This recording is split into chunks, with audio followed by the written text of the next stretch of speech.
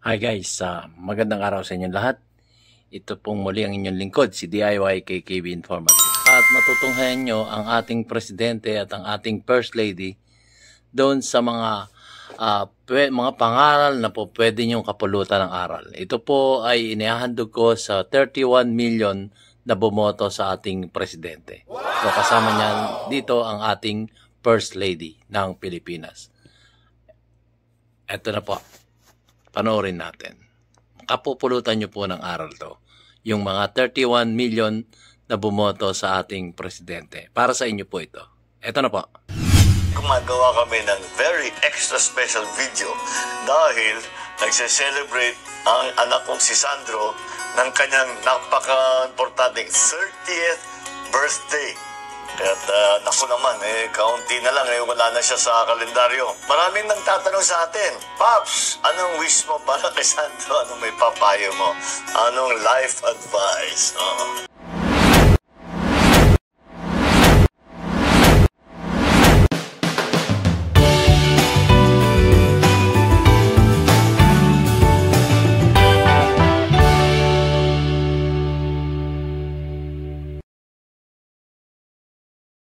Kami ng very extra special video dahil nagse-celebrate ang anak kong si Sandro ng kanyang napaka-importanting 30th birthday.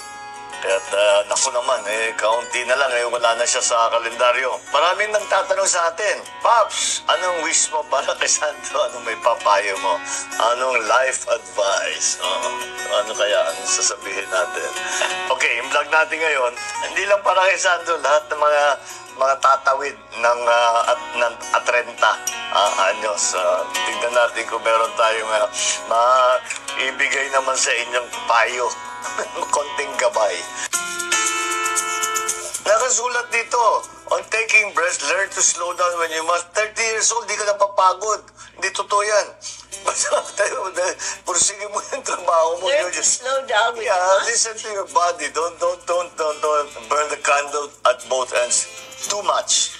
But, this is the time, if you're going to have to do that, this is the time to do it. Just really push it hard. Just make sure, like we've always told you, eat well, exercise, try to have a routine. It's the usual thing. But you will start to notice some differences in your body. I remember when I turned 30, when I was in my 20s, yung bilbil ko, 2-3 araw lang kaya ko tanggalin. Pagtawid ko ng 30, not so quick. So, you have to make adjustments. Family values. Don't forget your morals, your core family values. I go with Taylor Swift, who says, say sorry all the time. Okay? Mother knows best, say sorry. Family values.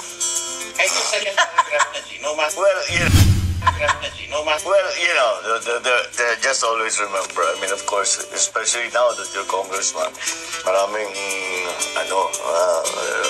maraming stimuli rather than kung ano-ano pinagsasabi sa iyo. It's hard to make a decision. Just decide for yourself that there are certain principles that you will not compromise. Basta you stick to that. You can compromise about anything else, pero meron talagang, God, country, family, honor, duty, one of those things. Do not compromise those principles for anything. Life is a balancing act, and you must manage your time well. Do not let yourself get into the situation later on in life when you said, I should have done that. I shouldn't have spent my time doing that other thing. I should have done this thing because it was more important. So think about it well. But of course, you're a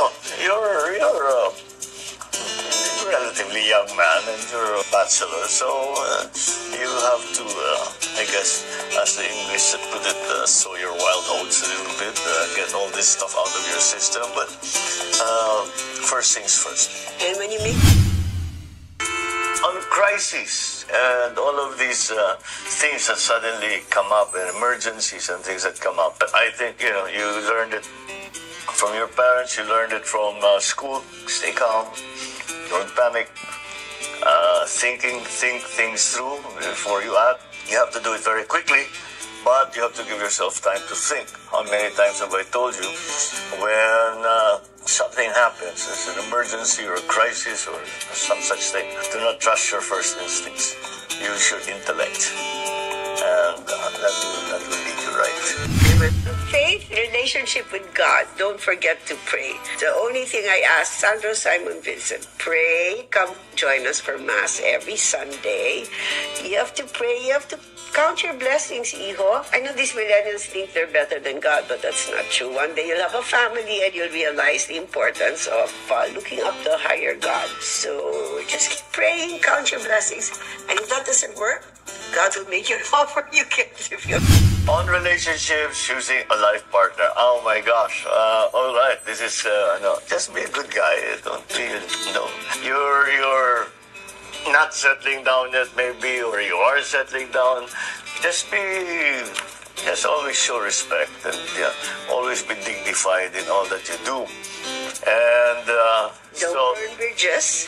Sorry? Don't burn bridges. No, that's never. Always try to do things in a nice way, in a dignified way.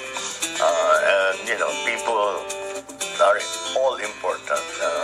Kahit na nag-away na kayo and everything. I have my own present. It's not that the only Taylor Swift is the regalo. I have my own present for you because since you're practically a senior citizen, I found you this guide. Okay. That's for lazy people. It's in the mail. Read it well. It will help you. Happy birthday! Love you! Happy birthday, Sandro.